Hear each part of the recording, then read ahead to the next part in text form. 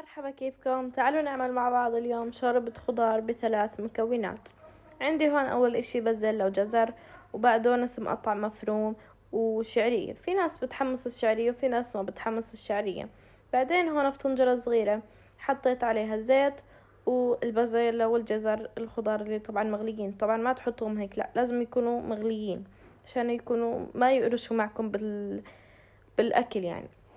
بعدين هون حطيت عليهم مطيبات مثل الفلفل الأسود، وهون خلطتهم مع بعض عشان تعطيها طعم أكتر. بعدين هون بعد ما خليتهم يتقلبوا منيح حوالي هيك يعني دقيقة الصراحة، حطيت عليها هون المي.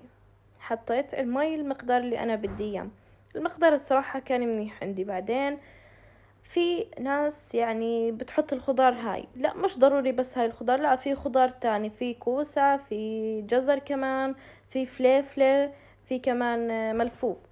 بعدين هون حطيت عليها الماجي وكمان خليتهم يتقلبوا مع بعض عشان الشعرية كمان تنفش. زي ما هون حطينا الشعرية لازم الشعرية كمان أصلا تنفش. تعطيها هون كمان خليها تغلي 5 دقايق 10 دقايق حسب الوقت اللي معك.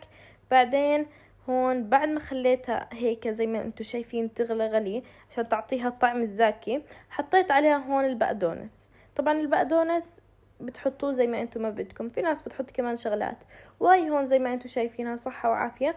بس ما تنسوا تعملوا لنا لايك وشير وتضيفوها على حساباتنا الانستغرام والتيك توك. سلام.